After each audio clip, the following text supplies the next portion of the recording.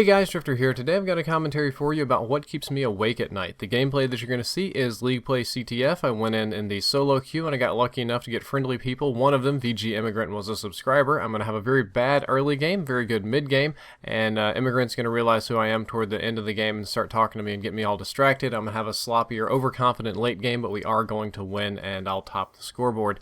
And one of the things I wonder about at night is what separates us from the animals. Biologically speaking, irrespective of religiously speaking, we are essentially animals. The difference between me and a chimp is relatively minor. Structural differences, we are animals. We share a lot of characteristics with them. But why do we classify ourselves as differently? And why do we think of ourselves as being differently? And the number one answer to this question would probably be that we choose our actions. We have a consciousness. We have a soul. We have some sort of innate fiber that allows us to truly act upon the world instead of the world acting upon us. We like to think about animals as being furry automatons. And even if that's true, even if we do have choices, and I do believe that we do, are our motivations different? Do we choose the things that we want? Or do we just simply want what we want and we work out our own actions to get there? Because our wants and animal wants are essentially the same things. Our base core wants are the same. We want to keep living. This desire to survive and continue to exist is innate amongst all beings. That's actually one of the, no, it's not one of the properties of life, but we all want to get food. We all want to eat and consume, usually tasty food. It's different depending on what you are. And there's a desire to reproduce, and more often than not, the desire to reproduce a lot, as much as possible. I almost said humanly possible, but it would be more like animalistically possible in order to further your race and that sort of thing. And lastly, the social animals have a desire to be respected within their communities, and this is very similar to what the you'll see that some of these tie into the other desires, that respect is more mating, respect is more food, and that sort of thing. But they're all very similar, and are we not on the same plane as them? I mean, we all want to eat, we all want to have sex, and we all want to be respected. And other human desires come from these same places. Some people prefer power. Power is social respect and high mateability, oftentimes high income. Fame is the same thing. You know, you get a very socially respectable, very a mateable person, and your living conditions and your food are going to be very stable if you're famous. Also, a skill is a similar thing. A skill is going to satisfy a high income, which is going to take care of your existence and your food, and it's going to put you in a very high place in the pecking order amongst other people that'll ensure a greater mateability, which is very interesting because you'll see a lot of our products are actually marketed at this core group. A lot of our beauty products are designed to make you kind of a more attractive mate, whether you want to think that way or not. That's just kind of how it is. A lot of our food is designed to kind of appeal to those base animal desires, and it makes me kind of wonder, why do we exist at all? If those are our only goals, if that's the purpose of our existence is to attain these things, which are oftentimes considered very base or animalistic, then why do we exist? What's our point? Toward what goal do we strive? And most people say, oh, you know, that's a happy life, a good family, strong this, you know, religious that. There's a lot of different ways the religious stuff can go, and even though I'm a religious man myself, I'm going to try to keep it out of the commentary because intellectually those end up being kind of crutches. You know, God said this, God did this, done, end of discussion, and then it gets kind of not fun from there on in. But I would say if you're going to die anyway, why do these things matter? And the next step would be, okay, well, you know, it's evolution. We're going to evolve to get stronger. And I was like, okay, I can kind of see that. That's what you are designed to do. That's biologically speaking, any sort of animal or being is designed to evolve to some point to get better at adapting and surviving, get stronger. But toward what goal do we strive? To what end does evolution go? To just make the strongest animal possible? That's fine and dandy and all, but our sun's eventually going to burn out.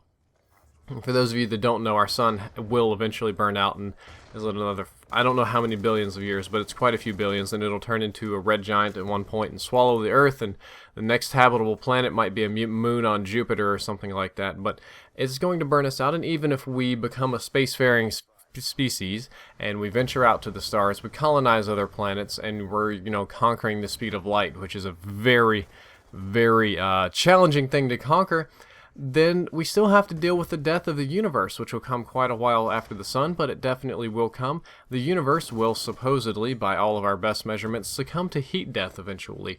The ever-expanding and constant amounts of entropy is going to create greater and greater disorder in the universe until all of the atoms spread apart super thin, and it's essentially like a vacuum, and then the whole universe succumbs to heat death and there's nothing left. So if that happens, no one and nothing and nobody will ever know that we even existed. All of the things that we strive for, all of the things that we fought for, all of the things that we died for will be completely gone, and there will be nothing else left. Again, a lot of people would say, okay, well, God will know and we'll be in heaven in the afterlife and all that sort of thing, but we're going to keep that out of the commentary because that's kind of easy mode for this. And some people would say, well, our relationships will have existed and will continue to exist. Well, not if everybody's dead. You can trace a relationship through trains. You influence a person, either good or bad, that person influences another person ad infinitum, as long as there are people. But when there are no people, your influence of your relationships, the things that you said, the things that you've done, those won't be around anymore. So why do we continue to strive to exist? I just can't quite wrap my head around this. Speaking honestly, if you want to get a little bit more pessimistic about it, it won't be very many years after you're dead before people won't remember you at all, unless you're a very important person, and then even then you have a very finite sort of memory span. Some cultures have two deaths, the one in which you physically pass away and the other one in which you're no longer remembered, but for the vast majority of people, and I mean 99.9% of everybody that's not super famous for whatever reason or contributed something super important to humanity, it's not going to be more than a couple of years after your death that you really aren't remembered, where you're thought about only in passing, when the only lasting marks you have on society would be either your works or the names on some government documents that said that you existed at one point, and this is the part in the gameplay where I start to slip and play more sloppily.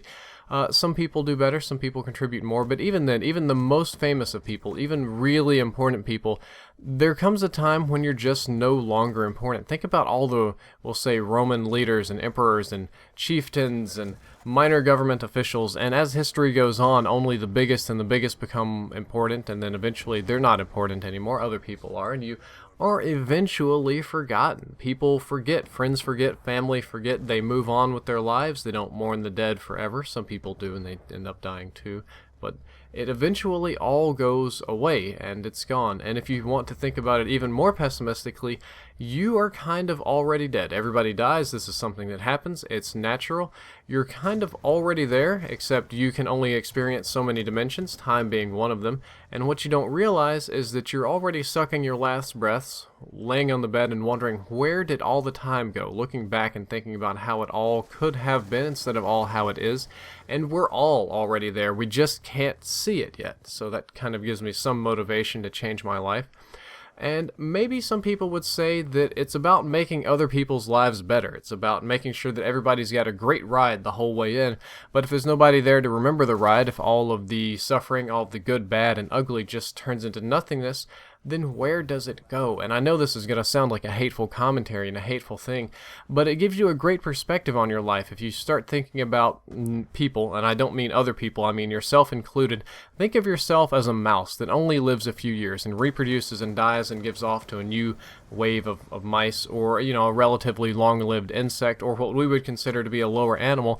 A being from a different perspective that lives longer and can see more would view us like that. Animals that live, reproduce, and die very, very quickly, changing the world only a little bit, only understanding so much before passing on. And that's one of the things that really worries me, is that maybe our horizons are too short. Maybe we don't quite live long enough. Maybe we see one dimension too few. Maybe we can't quite wrap our heads around it in the time that we have, that our horizons may never be lifted beyond what they are now. There are so many things that we might never know, and all of these facts disturb me. This was kind of I would say a disturbing, maybe enlightening commentary, but these are the things that keep me awake at night. These are the things I can't quite fully wrap my head around and come up with a definitive answer for, but I do find comfort in my wife. Her warmth and trust in me is reassuring. She doesn't worry about these things. I know she knows about these. She's not stupid. She thinks about them on occasion, surely, but there's no worry. Maybe she's smarter than me. Maybe she has the whole thing figured out. Maybe she just doesn't care, but the love and kindness that I feel for her is one of the few things that I find comforting in my life. And even if that's one of those natural things that all animals do, that I'm supposed to do, that I don't have a choice in doing, or that I don't have a choice in that I want that particular thing, it's still a kindness, it's still a blessing, it's something that's comforting for me. And most nights while I'm awake and wondering about all of these things and where we're going and what we're doing and the purpose of this big chaotic universe that I can never honestly hope to understand, she'll usually roll over and curl up to me and just tell me to go to sleep and get some rest, and I usually just curl up to her and try to go to sleep and get some rest, and it works. It's kind of a universal kindness, one of the few that I've got to comfort my mind, which can't stop working. I hope that you enjoyed the commentary. I hope that you learned something useful. I hope I didn't depress you too much. That wasn't the point. The point was to kind of inspire some let's say, intellectual thoughts, and unfortunately more negative ones, but sometimes a negative jolt does the trick. If you enjoyed the commentary, don't forget to like, favorite, and subscribe. Drifter out.